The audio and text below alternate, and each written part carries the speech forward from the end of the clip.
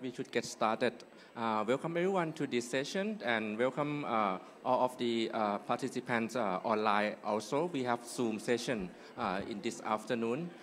This session, as you can see here, it's about the circular green economy, or in short, BCG economy. Today we have a lot of guest speakers within our 1 hour session. My name is Professor Kasem Chujarukun from Faculty of Engineering, Chulalongkorn University. So I'll be the moderator for this session. We have 5 guests being here today and 1 guest coming by Zoom online. So before we get started, may I introduce everyone to make a short introduction on yourself and how you are related to the BCG economy. So let's get started by Dr. Shanatip.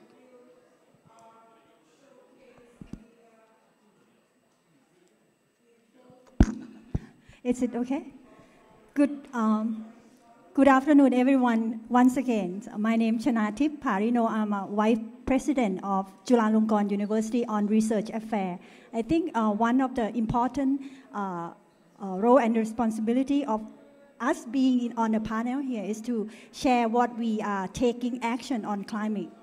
And related to Chulalongkorn University, I think one of the things we do research and development, and that is related to BCG. I think one part that I'm trying to share here with in the short time during this panel is what Chulalongkorn University try to take action on the research and development related to bio, greens, and circular economy. Thank you very much, Dr. Shanatip. So we will go another round later on, but just a quick introduction first. Okay, good afternoon, everyone. I'm Anongna Somwangthanarod from Faculty of Engineering, Chulalongkorn University.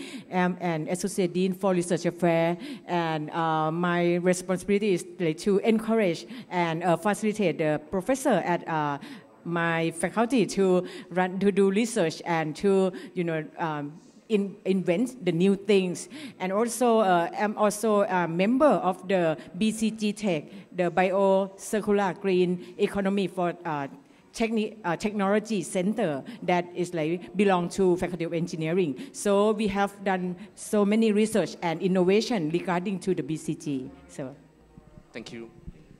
Hi, I'm Chaya from PTT Global Chemical, the public listed company in Thailand.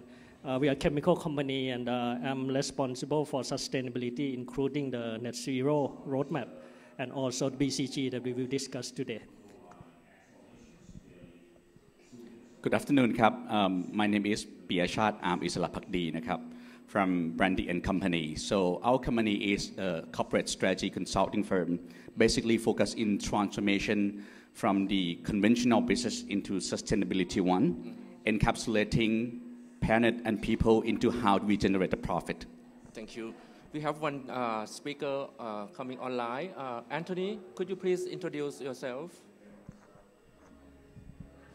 Yes, greetings everybody. Sawadee Krap. This is Anthony Watanabe. I'm the Chief Sustainability Officer of Indorama Ventures, which is a Thai-listed petrochemical multinational. Operational in 35 countries around the world and 150 manufacturing sites. And we are big drivers of the circular economy, so very much in line with Thailand's BCG model. I'm looking at the discussion. Thank you. So you can see that we have a wide variety of our speakers coming from academia to the industry. So within our 1 hour session, let me introduce our audience by separating the questions into 2 parts. So what I'm going to ask each of you is that there will be 2 questions, starting from the first question, then we go for 1 round, and then we have another chance for another question in the second round. Then, so my first question is that what is your current role and responsibility involving BCG in action towards net zero? As you all know, the concept of BCG is very broad, and we may get to know each of you how you are related to the BCG concept. So may I ask Dr. Chanatip first?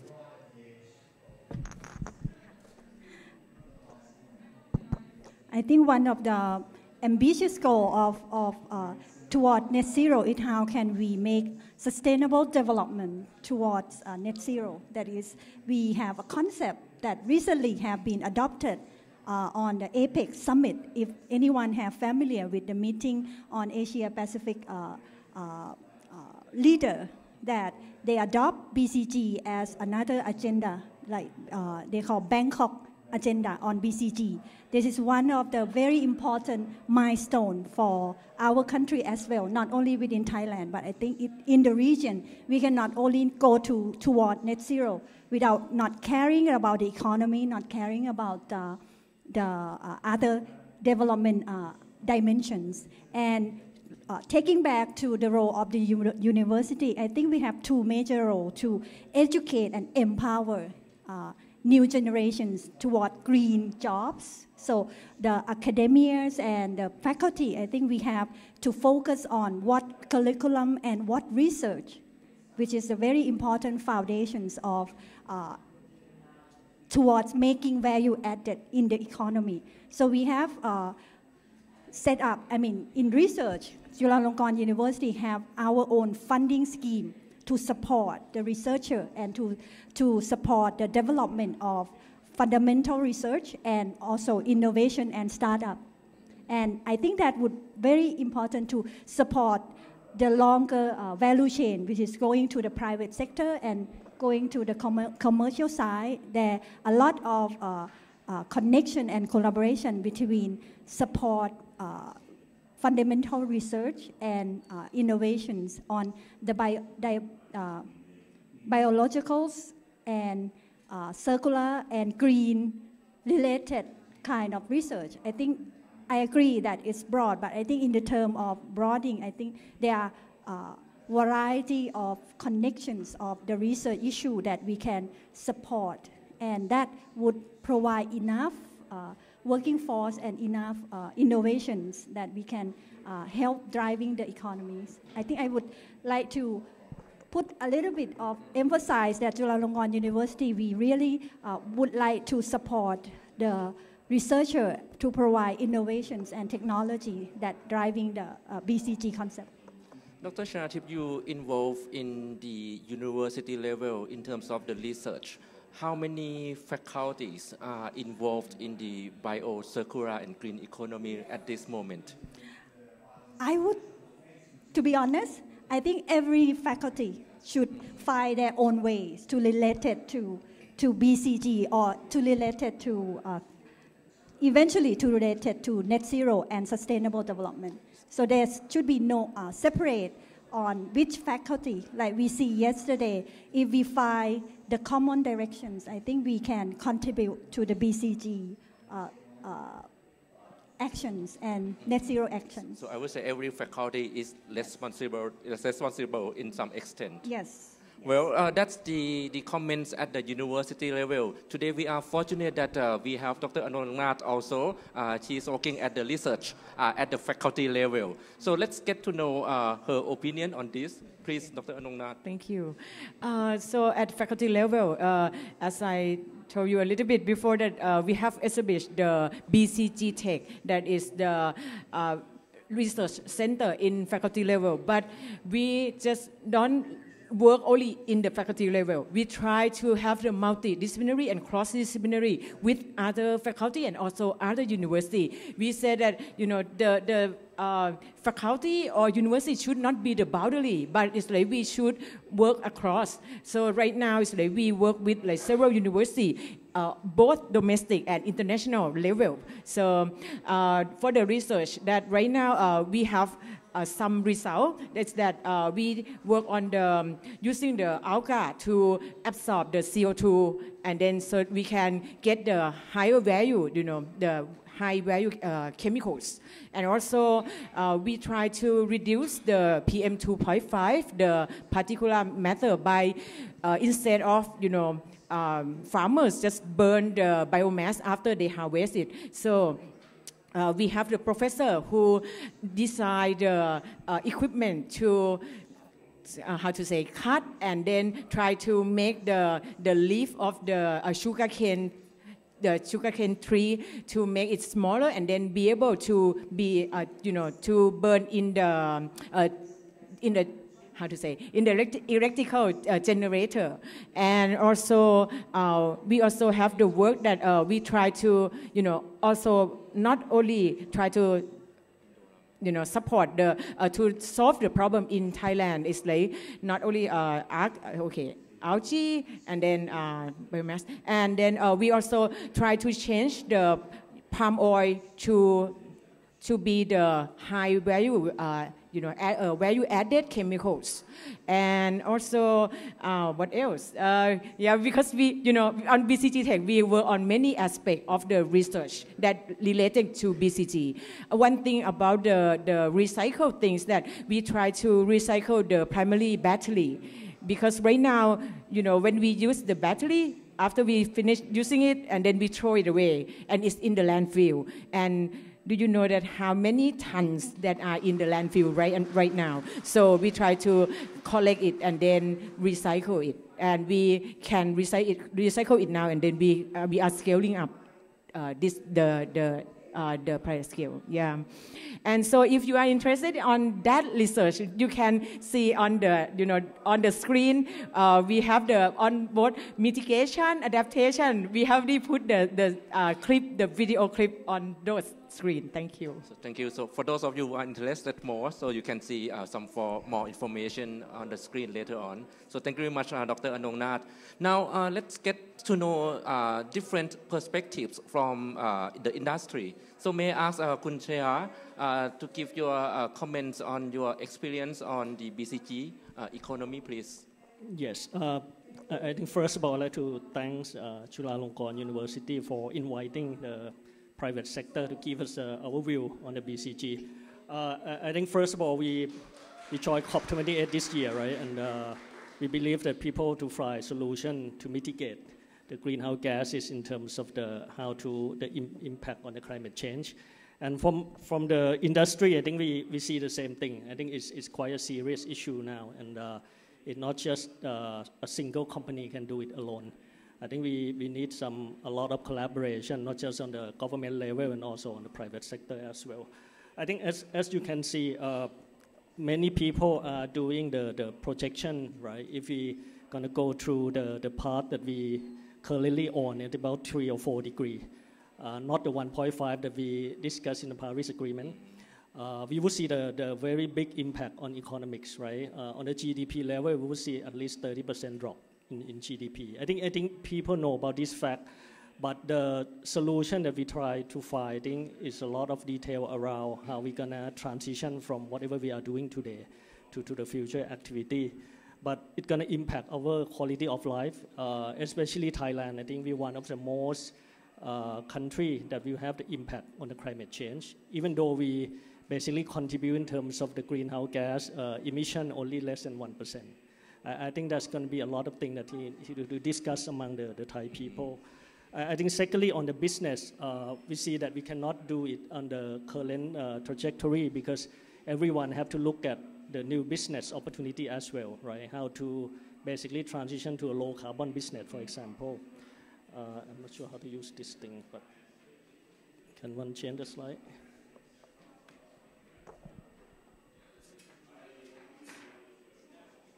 Okay, and I think right now what people are saying is two approaches that we like to look at in details, right? One is energy transition.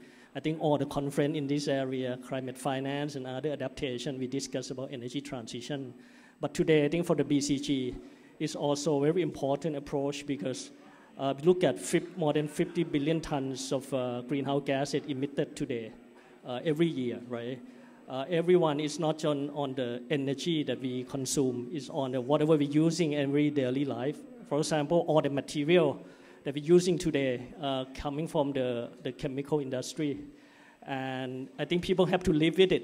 We cannot just go back using all the bio-based material and everything. So we have to think about how to come up with a solution. Next one, please. So for GC, I think people have to help, and we look at our business. So in the process, how we're gonna basically transition to a low carbon business, right?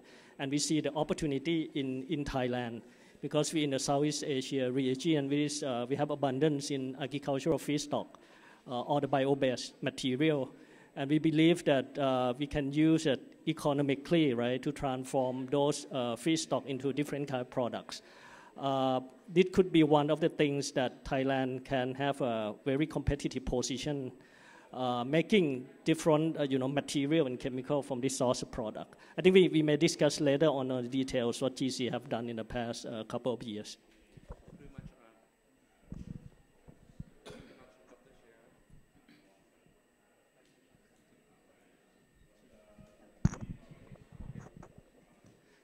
So I'm not supposed to talk then.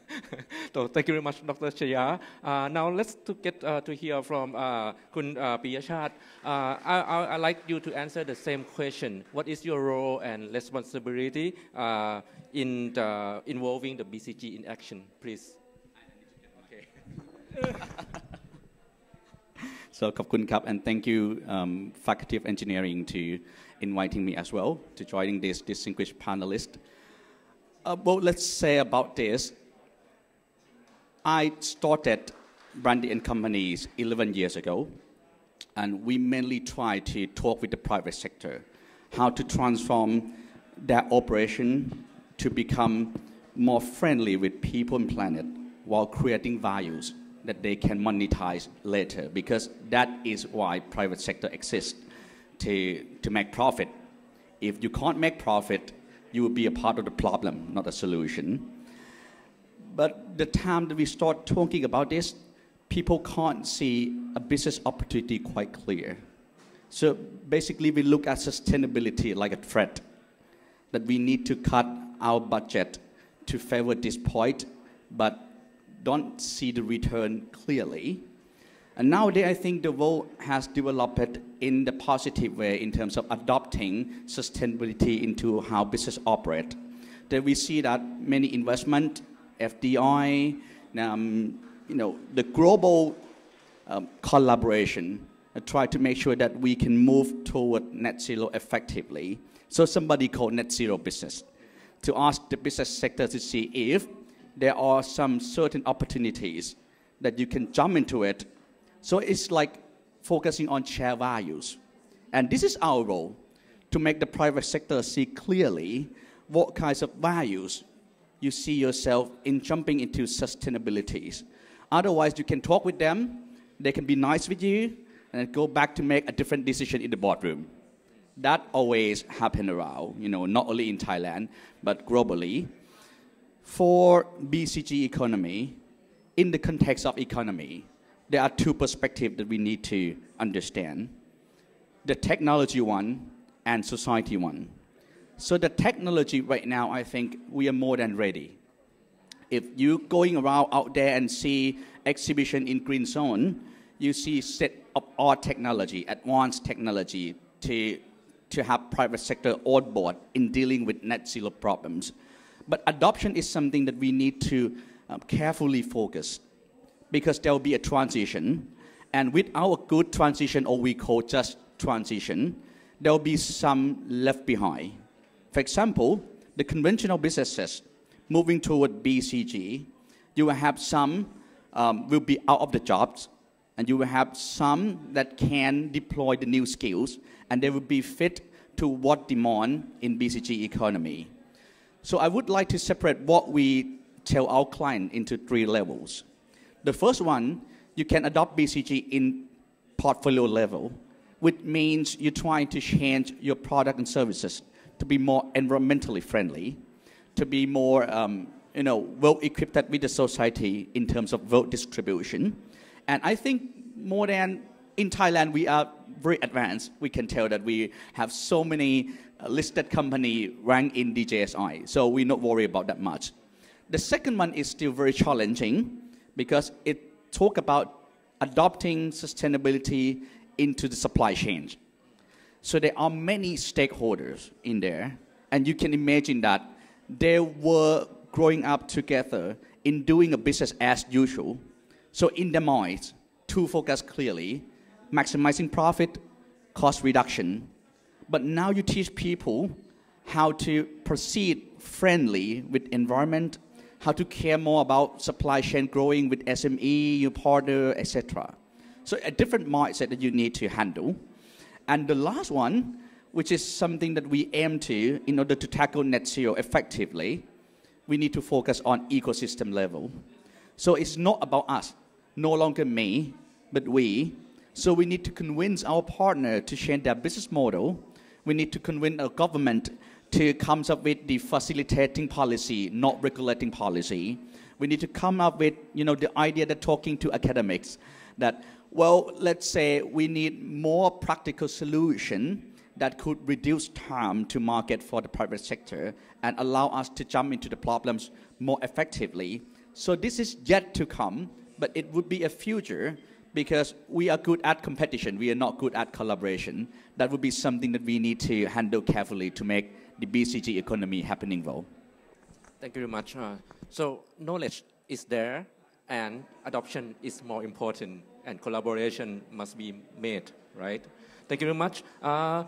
Anthony, we'd like to hear from you also about your current role and responsibilities involving BCG in action towards the net zero. Please, Anthony. Yes, thank you very much. And I actually always appreciate going towards the end of a panel because I benefit from the wisdom of my fellow panelists, and this case is no exception. So I really enjoyed listening to the others. So I am the second ever Chief Sustainability Officer of Indorama Ventures, and the first one was Yash Lohia, who is the son of the founder of our company, and that was about 3 or 4 years ago that he stepped into that role. So this is becoming, that's a sign of the importance of sustainability to Indorama Ventures. When it comes to BCG, I like what you just said there in terms of knowledge to adoption and collaboration, because I think knowledge and awareness are the starting point. Adoption is where we move to action, and collaboration is part of the how. It's a very big part of the how we move into action that has an adoption that has an impact, as Sustainable Development Goal 17 says for us. So for Indorama Ventures, as you might have gathered from my backdrop, we are the world's largest recycler of PET today. So that's starting from a Thailand base. And I've been talking a lot about circularity, frankly, the past several months, traveling all around, in particular, Asia Pacific and Dubai. So the 100 billion bottles was a milestone we reached in September. That's a global milestone, of course. And as I say, starting from our Thailand roots. Part of achieving that is an important policy shift. So in 2022, as part of its BCG aspirations, the Thai FDA lifted the ban on recycled PET for food and beverage contact. This is a game-changing policy shift because it's opened up, of course, a whole economic value chain around recycling and sort of hits the trifecta of sustainability in terms of economic development, environmental performance, and also social benefits in terms of reducing pollution. So, of course, PTT, GC, SEG Chemicals, Indorama, all of our brand customers were all a part of working with the government to demonstrate the efficacy of recycled PET, the safety for food and beverage contact. That means that as of, say, next year, as more certified production lines come online, that's 71 million people that will have access to a product with a 40% lower carbon footprint. That is a bottle of recycled PET. So those are the kinds of leverage points that can actually really take the theory of something like a BCG and move it into concrete action that touches the lives of consumers every day. And of course, Indorama is proud to play a part in that transformation, and it's something we're doing in Thailand and globally, with now 20 mechanical recycling facilities in 10 countries around the world, and new ones opening up on a regular basis. So I could talk more later, perhaps, about some tips with our customers and with other agencies to help facilitate that, and our investment into new types of recycling, specifically advanced or chemical recycling, to help us scale that impact even further. I'll close with perhaps one comment. The 100 billion bottles took us 11 years of growth and strategy and acquisition, and of course tracking. And our target for 2030 is 100 billion bottles recycled every year. So to close that ambitious gap, we need partnerships all along that ecosystem and that value chain. And that's why we're here at participating and happy to be speaking on this panel today. Thank you very much. Hello.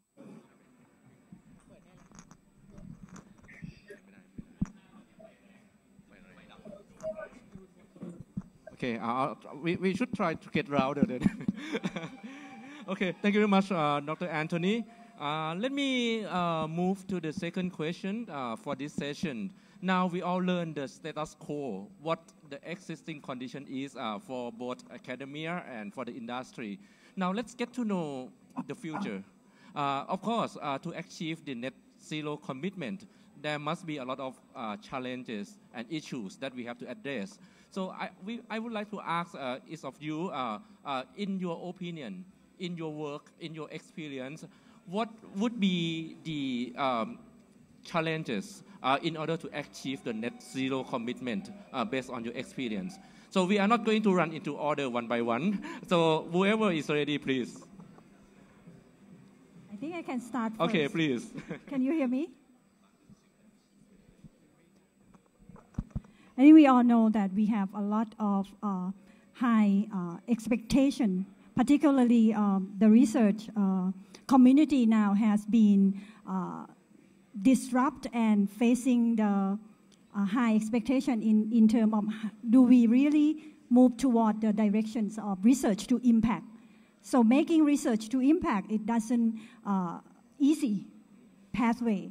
One of the things that yesterday, if you attend yesterday panel, we see that we have a lot of discipline to transform at the same time.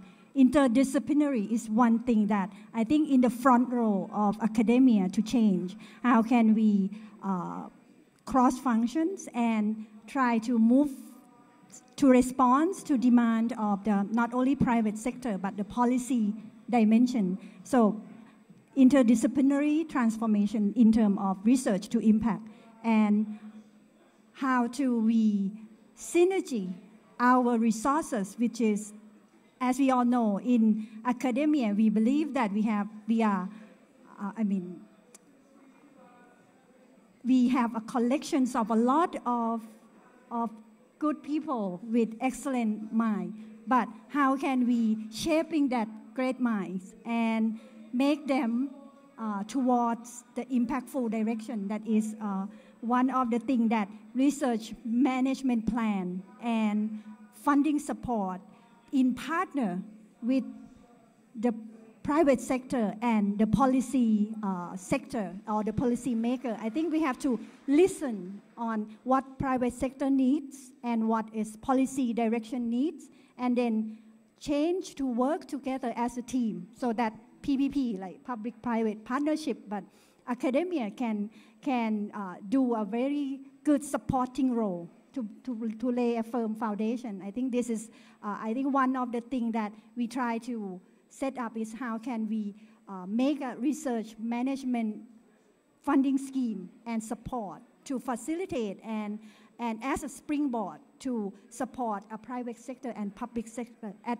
eventually. I think this is very challenging part of as a university level, and I think that would also has some example that we see. We cannot focus on many issues, so we have to prioritize. So BCG is one of the prioritizing scheme that is like what is bio, like medicals, food, and recycling, and etc. This would be one thing that can be an example of roadmap for the research and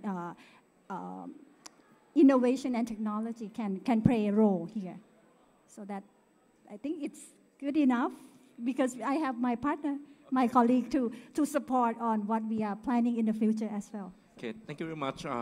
As you can see, it's really challenging at the university level. Although BCG is important, but she also has to take care of other research matters also, and how to allocate the budget for the BCG economy, the BCG research, and how to match the budget to those who are interested and how to match them with the industries.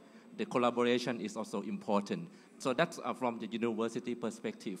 So anyone else would like to add on this dimension? Dr. Shaya, please. Maybe we switch to private sector. Yeah, that's great. Actually, maybe some slide to make it a bit more clear. Actually, for GC, we have adopted BCG approach for a few years, right? And we believe that this could be the new, basically the position for Thailand in this area. For example, we invested more than $300 million the past couple of years, right, to build up the new business. And I think right now, you might not know GC is a Thai company, but we are the largest bioplastic producer in the world. But most of our manufacturing assets are in the US and in Europe. And I think we're moving some of the production to Thailand.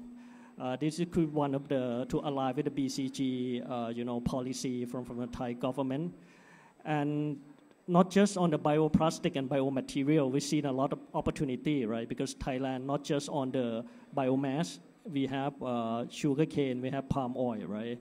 And on all of these agricultural products, you can use as a feedstock for many, many products. For example, the other one is we are working on is how to make the different kind of bioplastic into a different application.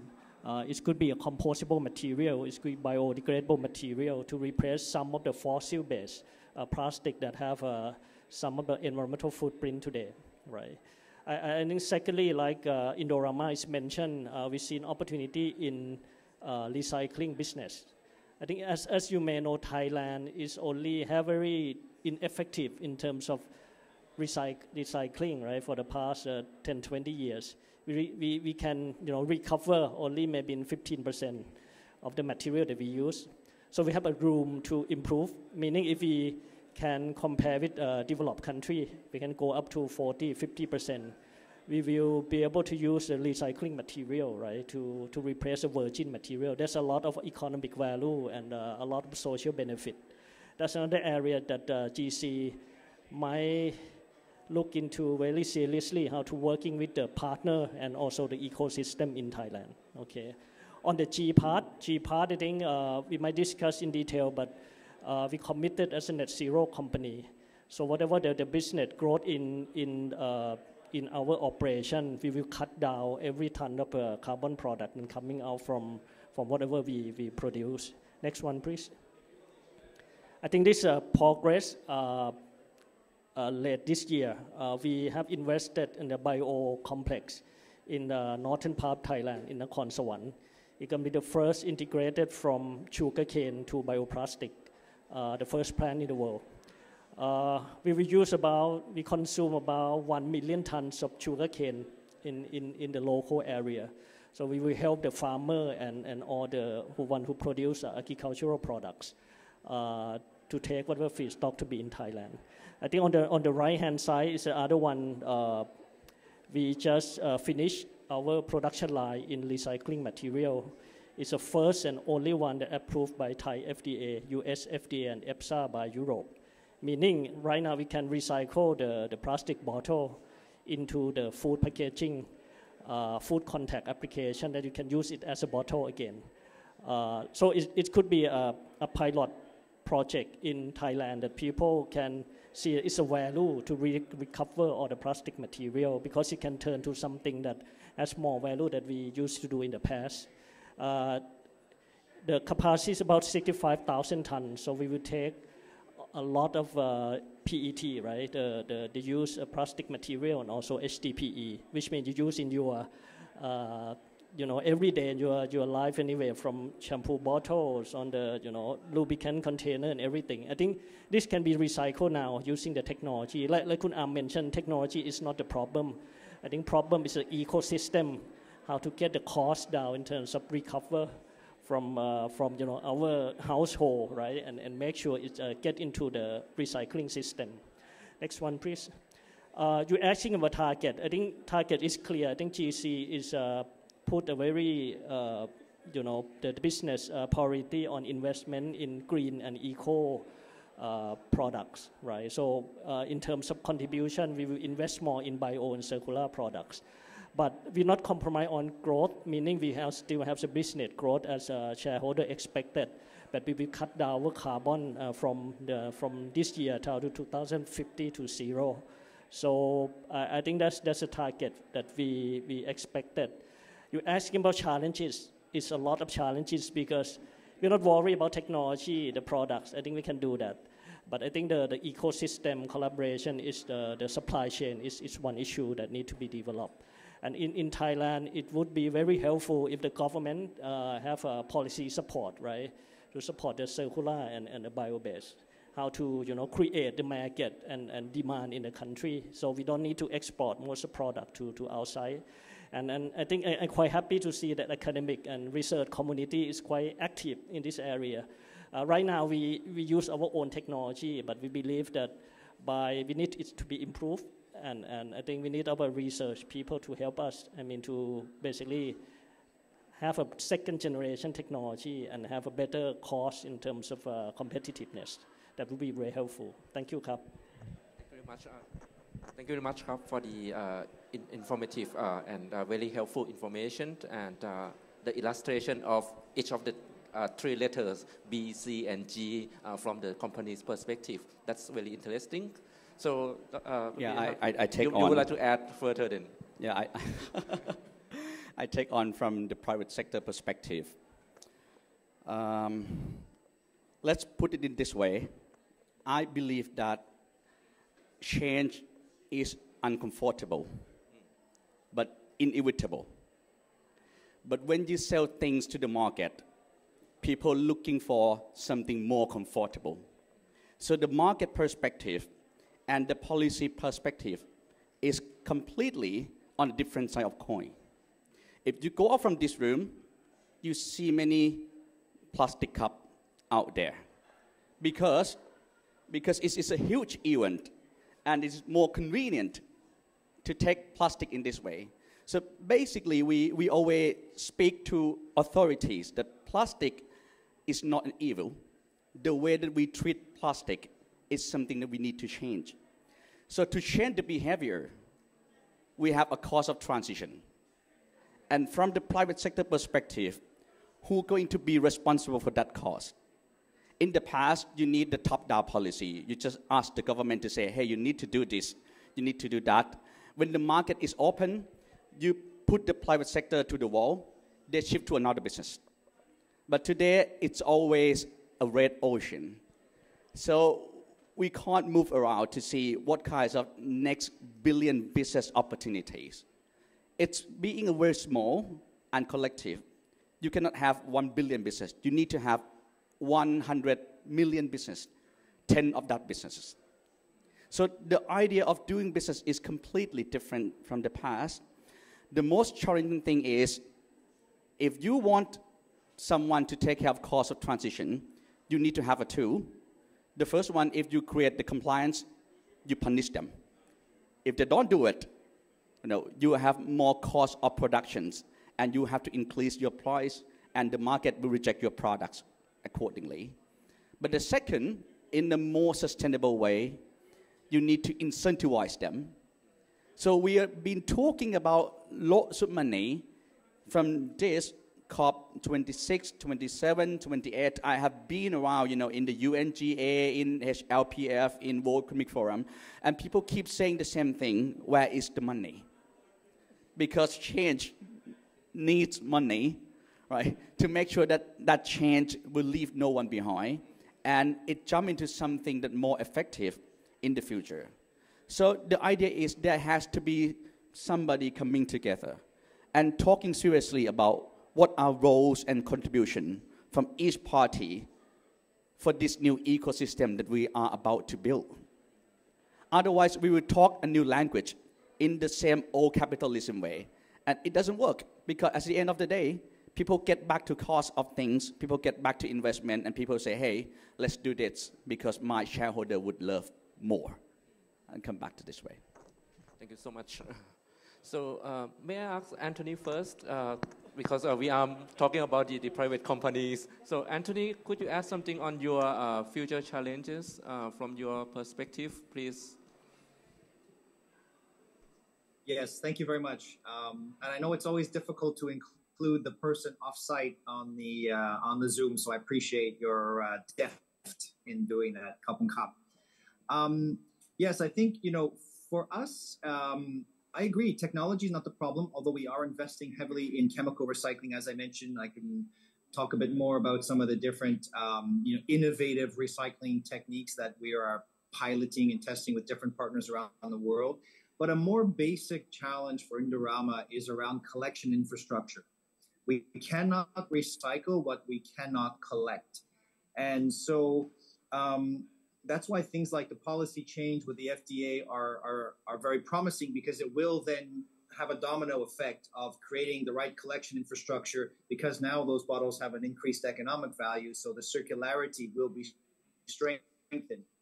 And that's a challenge we face globally, is having the right collection infrastructure such that then en masse we can collect the used bottles to recycle again en masse. That has so many corollary benefits. Of course, we have social benefit, environmental cleanup and so on, job creation, economic activity. But it also helps, for example, when we have that security of helps us communicate to our customers with more certainty what kind of volumes of recycled PET we can produce.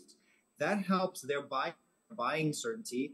That helps their price, our price, link up. And that just helps the whole system to run more smoothly. So, when we use metaphors like the weak link in the chain and so on, this really applies in this case.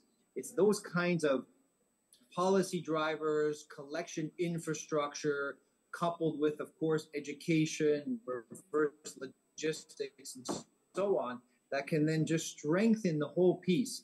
And, it's one of the areas where, frankly, everybody wins. There's benefit for everybody, even, so-called competitors operating in the same space, because in highly populous countries like Thailand, there are so many consumers with so much daily consumption and so much need for that kind of circular infrastructure. So there's room, and then we have, of course, the major brands that have significant market share. They are all operational in Thailand, and there's room for everybody to play a role, to compete, to win collectively, in fact. So that's a big challenge for us, is the collection infrastructure, which is better enabled, better facilitated by sound policy, I would say. And then, we have a history of going into different countries, either acquiring or building recycling facilities. That we can do. I mean, just to give a sense, outside of Thailand, last year we opened a new 2 billion bottle recycling facility in the Philippines. That's a joint venture with the Coca-Cola bottler there. In September, we had a new plant commissioned in just outside Jakarta, and in Indonesia. We have 2 new recycling plants being built in India to a country and help drive that circular economy. But we cannot do it alone. That's a very, very important message. And maybe just one concluding piece, because there is a lot of talk at this COP, of course, about sustainable finance. The loss and damage fund that was kind of catalyzed at the early part of COP is a great example of that, to help with the risks around climate adaptation. Those new recycling plants that I mentioned in developing Asia were partly financed by the world's first ever blue loan. So perhaps many of the stakeholders from Thailand are well aware, but if there are others in the pavilion or online, they might be less aware that Indorama secured a $300 million loan from the Asian Development Bank, the International Finance Corporation, and the German Development Bank. And the use of proceeds is specific to build 5 new mechanical recycling plants in the developing world, 4 in Asia and then Brazil. And that's an example of an innovative financial tool. Why is it blue? Because the more we can collect and recycle, the cleaner we can keep our oceans. It's an example of an innovative financial tool that will help accelerate the circular economy. And to me, it's a prime example of how we can go far alone, and we can certainly go farther together. Thank you very much. That's really interesting. Now, Dr. Anongnat, it's your turn. I know that you have been working on BCG research a lot. So please share with us your idea on the challenges as a researcher and also as the one who is responsible for research administration at the faculty level, please. Okay. Yeah, because apart from that, I'm an associate dean for research affairs. I'm also a professor, a lecturer, and also an innovator. Because my background is in polymer, so my work is in plastic. And yeah, thank you that you said that the plastic is not an evil, right? It's like it's not the devil, but it's like what we treat it. That is like make it look like a bad thing. So it's like for me, I think. So what I'm trying to do as a researcher is that I try to improve the property of the polymer to have the right property, the optimum property for each application. And then when we start to have an biodegradable polymer like the PLA, so what I have done is that I try to develop the biodegradable plastic bag that can prolong the shelf life of the fresh produce, like the vegetable and fruit, because we know that in the kitchen, mostly when we, bring out all the vegetable and fruit, we just throw the bag away. So it's good that if it can be biodegradable or be compostable. So that is like what we try to develop, and then I spin off one company from that. So what I think that the challenge is that as a faculty member at the universities, that if we still teach our students like the conventional way, just the basic chemical engineering, and then let them go out to the world, it's not enough right now. So we need to teach them to understand the new kind of business, like the business model innovation. So I have started a deep tech entrepreneurship class like 2 years ago. So at least the graduate from my faculties can have some, idea about the new business, and also can spin off the company. That what we try to make the new graduate to be able to, put things forward in the society. So I think the challenge is that the student is like, if they don't realize that then they be the big part that they have to bring our society to be net zero society it will be the bad thing for us, right? So I think we have to help to educate them, to give them an opportunity. So that's what we try to do. Is that at faculty level, we have the Jula Engineering Enterprise that can that help the student and also faculty member that want to spin off their company, their ideas, their innovative idea to be a company. So we help them. So both right now we have more than 10 spin-off startups at our faculty levels, and I think around 300 startups in university level at Chulalongkorn University, because we know that we cannot just teach the student and then let them graduate and then they go to the factory, the company all the time. It's not enough anymore. And so, and also another thing is that we know that the collaboration is the key things, as the private sector told us that, right? So one thing is that in terms of academia, in academic sector, so we try to collaborate with university in other countries, and then we set up like the consortium, so we can work together and then understand each other, and then can see what we are, we don't have enough, and then we can learn from them, and then also they can learn from us. In Thailand, the benefit is that we have lots of biomass, we have the biodiversity, so we can, get the new active ingredients, and we also can produce the new kind of medicine. So that is our advantage. But we still have to learn from other countries in terms of technology, in terms of in-depth knowledge. So that is what we are trying to do. Okay, thank you very much, Professor Anongnath. Apart from research, we learned that there are so many things that we have to take care. Well, I think the time is almost running out, and I would like any of our speakers to add the final words. Anyone would like to say something before we close this session? Dr. Chia? Okay, please. Well, so we are talking about thriving in net zero era, and we do share the same understand that we need BCG economy. So I think it comes up to the word change.